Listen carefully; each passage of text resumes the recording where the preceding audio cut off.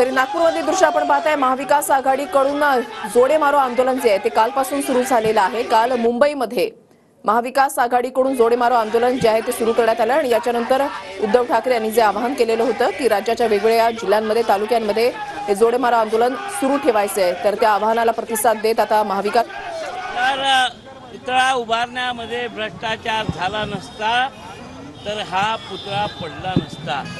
आज आम्ही राज्यात देशात अनेक ठिकाणी पाहतो की मोठमोठे पुतळे वर्षानुवर्षापासून उभे आहेत, परंतु नरेंद्र मोदीजींनी ज्या पुतळ्याचं अनावरण केलं तो पुतळा कोसळतो हे आमच्या महाराष्ट्राचं आणि महाराष्ट्राच्या सरकारचं दुर्दैव आहे।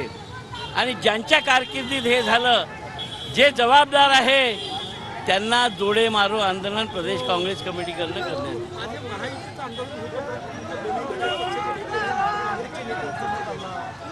मला वाटतं हे महायुतीचंच आंदोलन आहे, महाविकास आघाडीचंच आंदोलन आहे।